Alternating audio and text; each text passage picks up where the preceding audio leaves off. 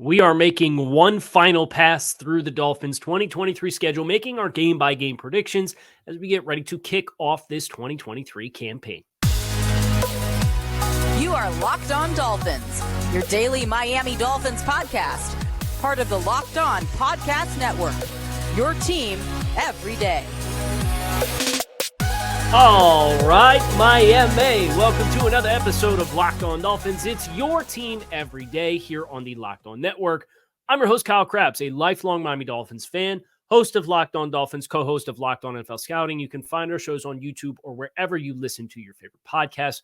Shout out to our everydayers who do keep it locked in with us on a daily basis because it is your team every day here on the Locked On Network. Today on the show, we're working our way through the schedule. One last time, final schedule prediction for this Miami Dolphins team in 2023. Looking forward to doing that with all of you. Today's episode of Locked On Dolphins is brought to you by Prize Picks, the easiest and most exciting way to play daily fantasy sports. Go to prizepicks.com/LockedOnNFL and use code all lowercase LockedOnNFL for a first deposit match up to $100. The Detroit Lions gave the Kansas City Chiefs a big fat L last night, which is a nice reminder that you don't know.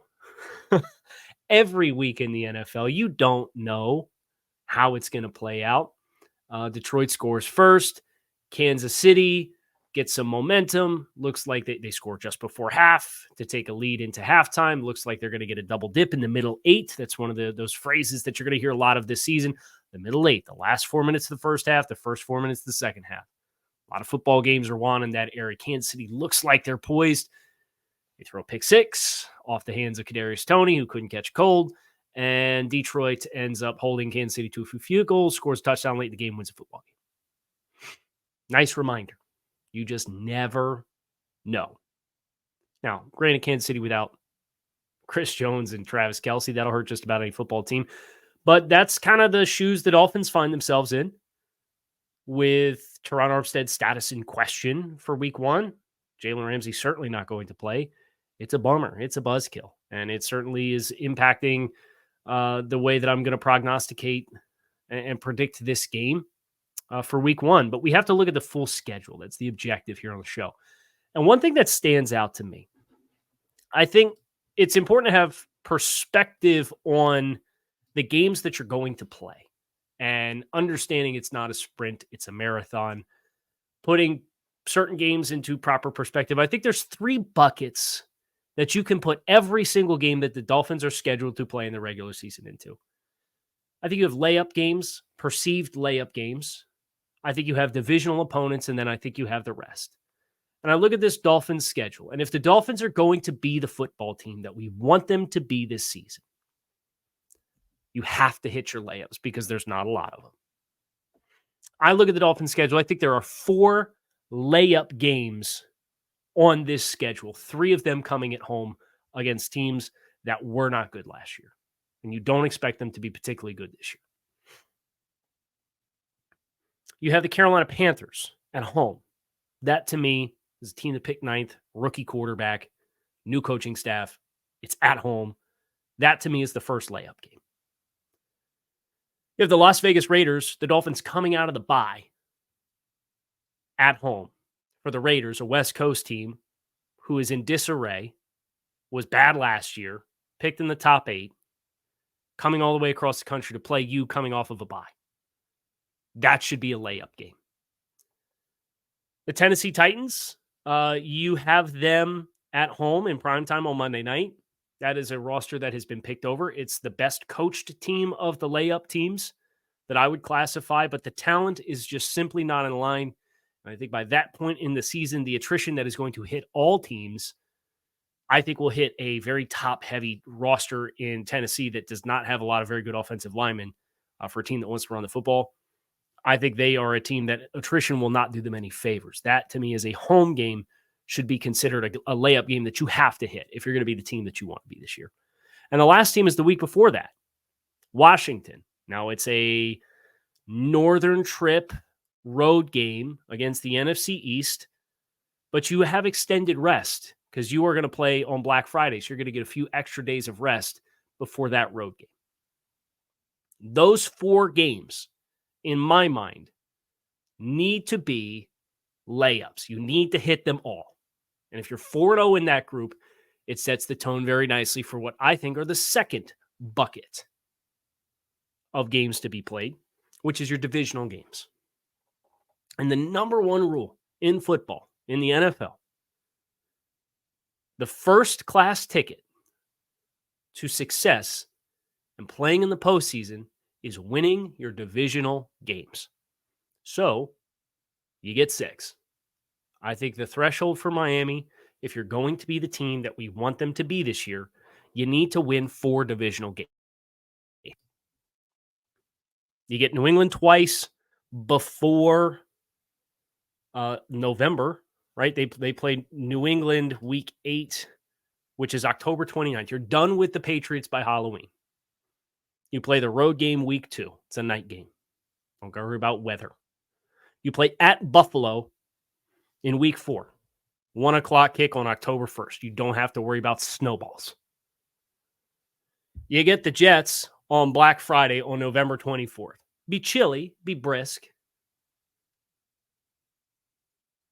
If you can split with 2 teams and sweep 1, that's 4 wins. That would give you 8 if you hit your layups as well. And then you can do the math from there. 8 out of 10. And then you have 7 remaining games. That includes the Chargers, week 1. That includes the Broncos at home, week 3. The Giants at home, week 5. The Philadelphia Eagles. The Kansas City Chiefs in a neutral site game. You have the Dallas Cowboys at home. And then you have the Baltimore Ravens. Those are the final 7 games. For this team to be the team that we think it can be, you got to check the first 2 boxes. You got to hit your layups and win 4 games. You got to win 4 games in the division. A sweep of somebody, and you can split at minimum with the other 2. And then those 7 remaining games, you play sub 500 football and go 3-4. You're an 11-win football team. I think that's the most easily digestible way for me to package that. And I would say Miami at home against the Giants. I like that opportunity a lot. Miami at home against the Broncos. I like that opportunity a lot. So the Dolphins could very easily be living in a world, I'm going to knock on wood, and I don't think it happens, but I'm going to knock real loud so you guys can hear it. If you beat the Chargers, you beat the Patriots, you beat the Broncos, then you beat the Bills, you're halfway to your 4 wins in the division.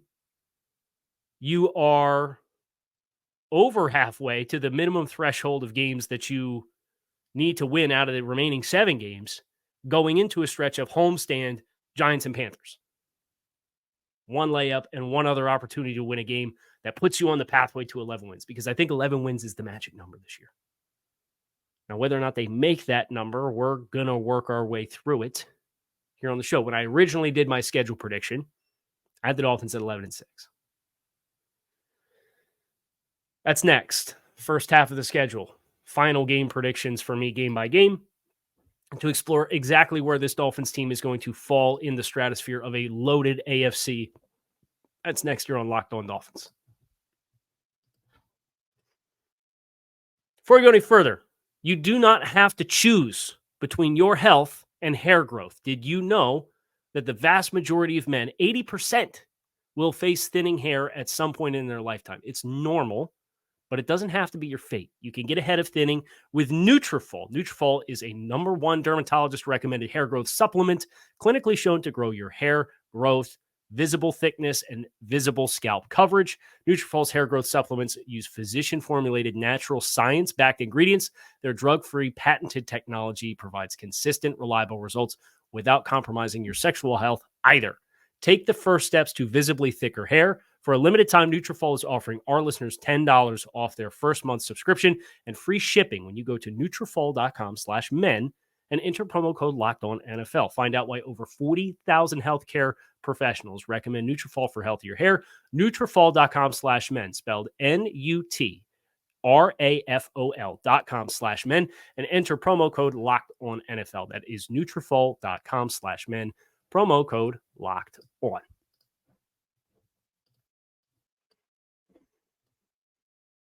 So you get the Chargers week 1.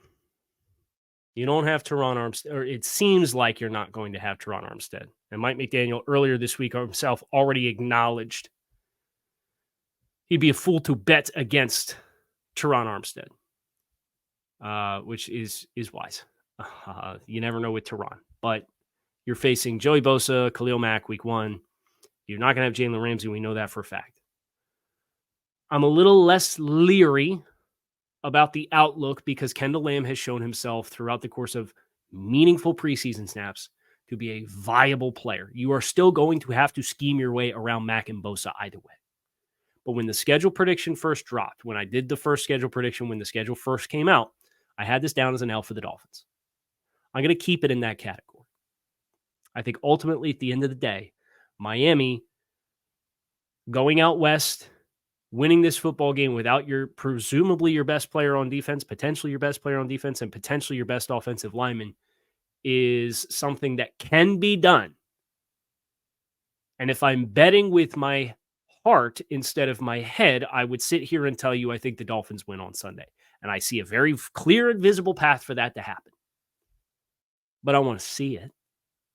So I'll pick the Chargers to win in week 1, and the Dolphins fall to 0-1. But here's where the good news comes, because the bounce back happens crisp. I think they win their next 2 at New England and at home against the Denver Broncos. So now of those 7 tier 3 games, you're 1-1, and you've beaten the New England Patriots. So you're on schedule in that regard. You go to Buffalo in week 4. Obviously, there's been a lot more competitiveness with these two teams the last 3 times they've played each other in the postseason and the regular season last year. All 3 games were decided by 3 points or less. I will defer to the home team. It is a bummer that the Dolphins will play that game without Jalen Ramsey as well.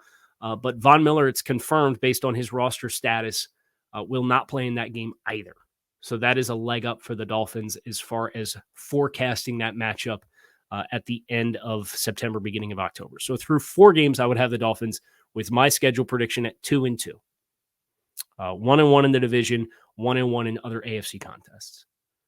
Then you get the 2 NFC opponents at home, the Giants and the Panthers. I think the Dolphins will win both of those football games.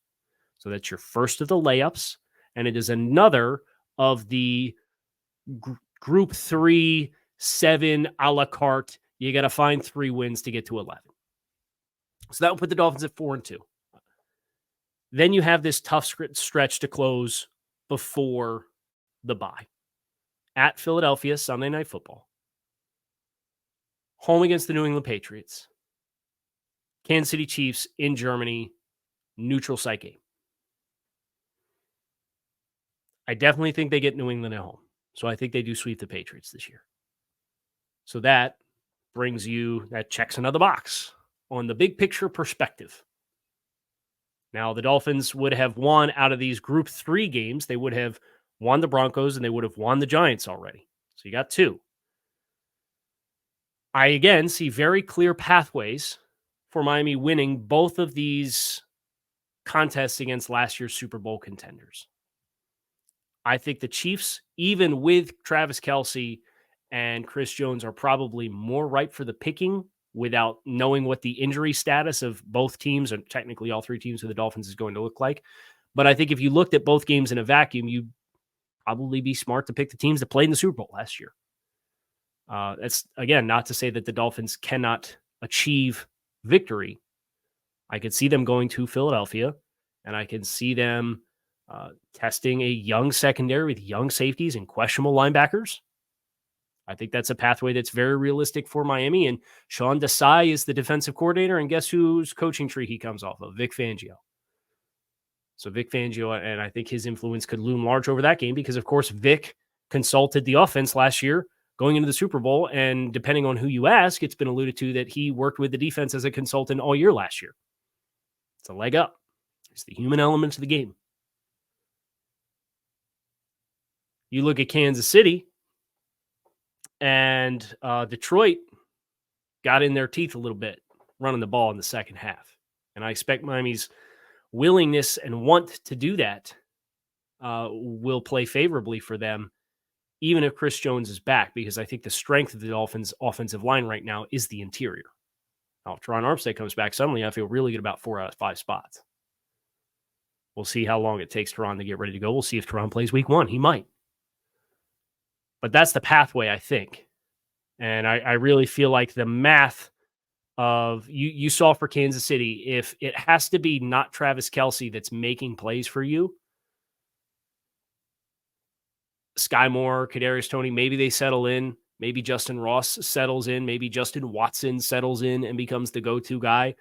Or you have a bunch of guys that you play the math game with and say, you guys are going to have to beat us for 60 minutes because we don't think you can.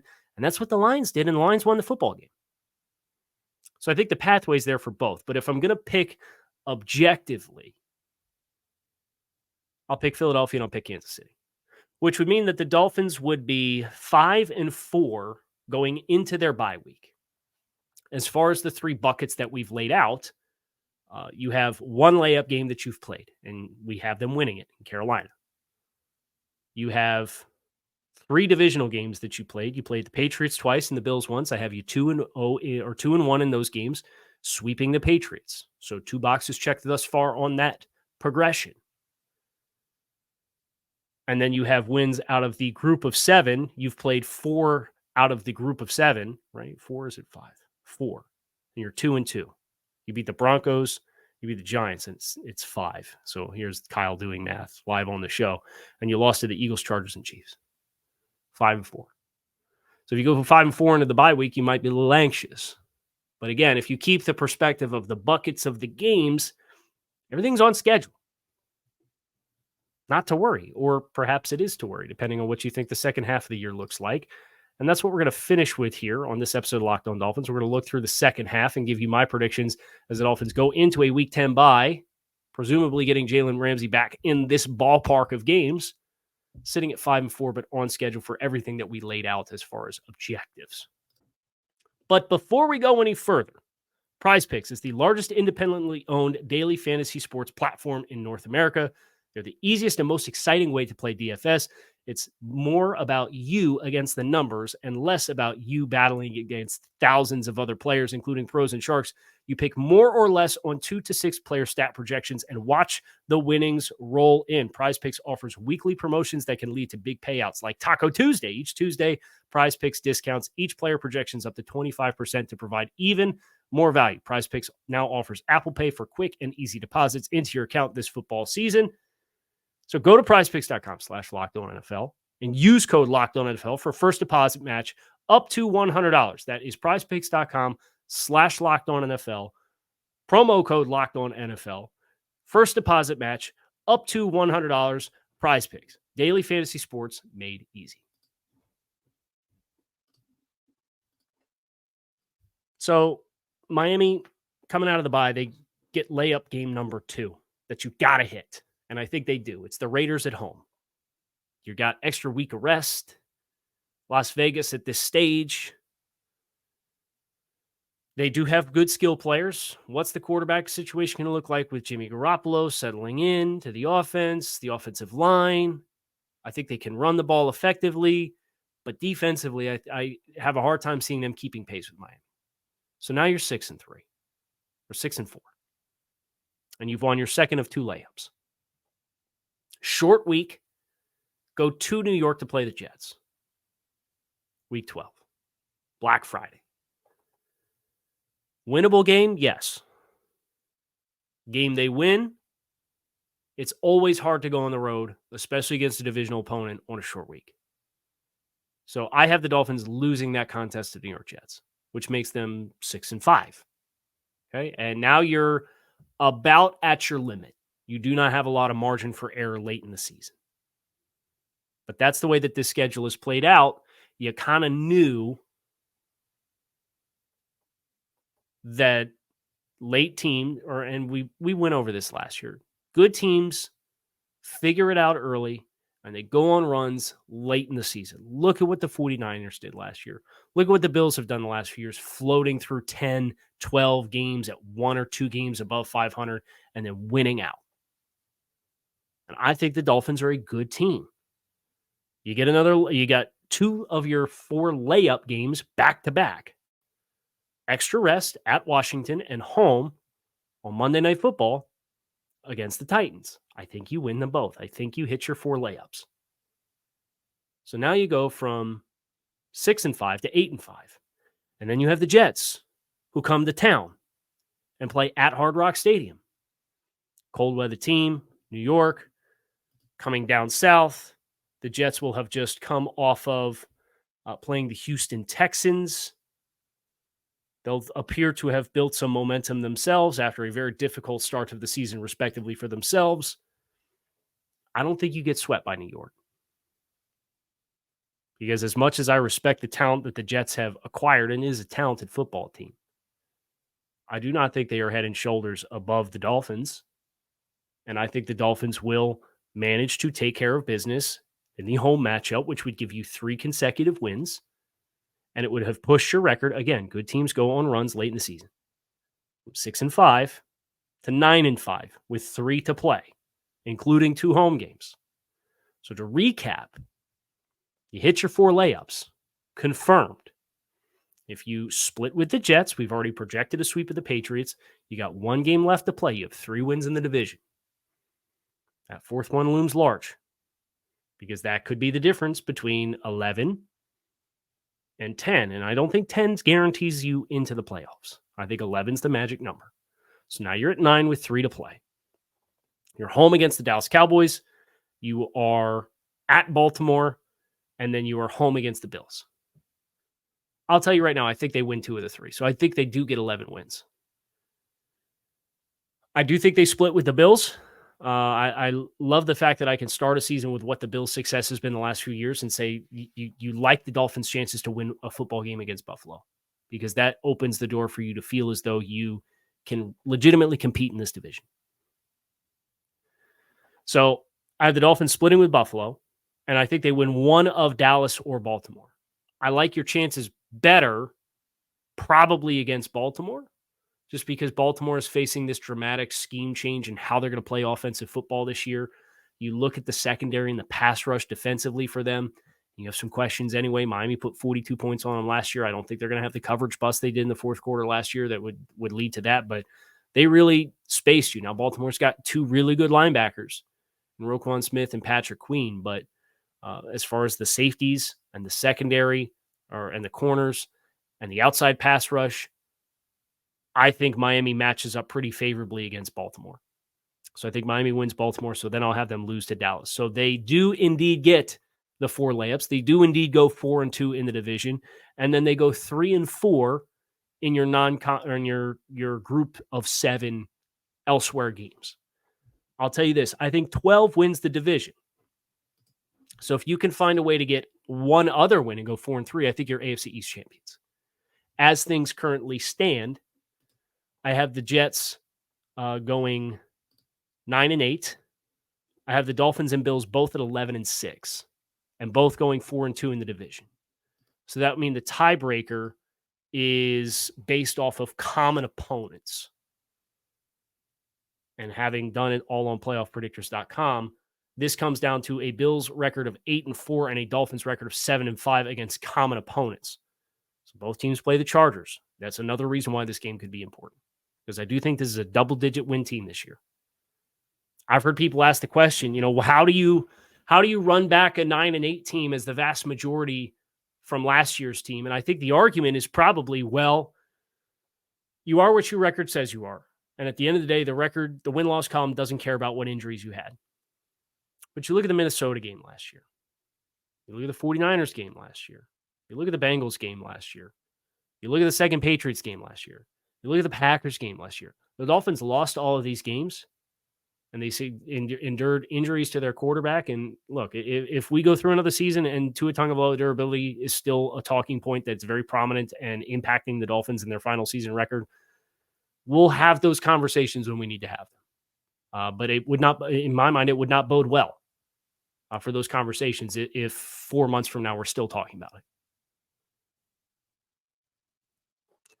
But you look at the 9-8 team last year, and I just picked out 5 of the 8 losses off the top of my head, and you had a chance to take the lead in the 4th quarter in all of them, playing with a hand tied behind your back because you were Tua was through 3 interceptions on the final 3 possessions against the Packers, had a concussion right before halftime. They didn't diagnose it or they didn't catch it. and you lost that football game. You should have won that football game. You should have beat the Patriots the second time. Teddy Bridgewater starting the game. Dolphins are in control of the game, very close to the best game. Guess what? You lose the turnover battle, you lose the football game. Big surprise. One-score game. 49ers, you're down 6. Final 5 minutes in plus territory. Turn the ball over on downs and kick a field goal. You get a strip sack. You lose that football game. The Vikings, you had twice as many yards. Minnesota had 11 first downs on the day. They had 230 yards offense, and 55 of them came on one touchdown. So the nucleus of a 9-8 team is back. Yes, for sure. I think the depth is better. And I think you look at the way some of those games broke last year, and I don't think Miami in actuality was a 9-win team. I think they were an 11 or 12-win team last year that had balls consistently bounce against them. And if you want to play that game, I'd hear you out and you would say, well, the ball bounced their way against Buffalo and the ball bounced their way against Baltimore. That's fair. But I think the ball bounced against them more often than it did. So if you're banking on law of averages, I think would say that Miami was not, in spite of poor defensive coaching, failing to generate any turnovers at all last year. 13, just a pathetic number. That was not a 9-win team. And you underachieved last year. And you're banking on living up to more of your potential this year. They'll see what they do. I think they do. I think they get 11. I think they get into the playoffs. The way that my schedule predictions would break down, I have the Dolphins as the 7, and they would go to Jacksonville and play the Jaguars, who I have finishing 12-5. I had the Chiefs going 12-5 coming into the season. They've already dropped the game, so I think they go 11-6. Bengals I have as the 1 seed. Jaguars 2 seed. Bills I have as the 4 seed. Based off of tiebreakers, Miami 11-6, same record, same divisional record, has to get in on, has to go in as a wild card. Again, you get 12, and magically, let's just say they beat Dallas, right? Let's make it fun. Courtesy of playoffspredictors.com. They beat Dallas. They're the 3 seed with this projection. And then you're facing the Chargers, with the Chargers in a wild card round coming across the country to play you in South Florida in the wild card round of the playoffs. So I think they get it. I think they get in. I think they live up to expectations. I think this is another step in the right direction. And you just hope you're playing your best football late in the year. And after the Black Friday game, I have the Dolphins projected to go 5-1. I do think they play their best football late in the year. And what that means for the playoffs, we'll find out. And we'll find out this whole season. We'll find out how on the nose or off the mark this record prediction is. But my final schedule prediction for the Dolphins this season, it does include a loss on Sunday against the Chargers, although I see the pathway very clearly. I don't think there's any team the Dolphins would take the field with that you would not see them having a clear path to victory if they accomplished X, Y, and Z, and it'd be a perfectly attainable game plan. But I have them at 11-6. I have them as a playoff team. I think they're right on the cusp of winning this division. I think all of those things happen this year. And hopefully there's more optimism for the direction of this football team as you press forward, and we'll let the chips fall where they may in the postseason. That's going to do it for this episode of Locked On Dolphins. It is your team every day. Appreciate you guys checking out the show. Fins up. Make it a great rest of your day. I will be back again soon. We'll see. Maybe something this weekend ahead of the game, but at least on Sunday night, you'll hear from me after the Dolphins play the Chargers. We'll react to everything we see on Sunday. Fins up.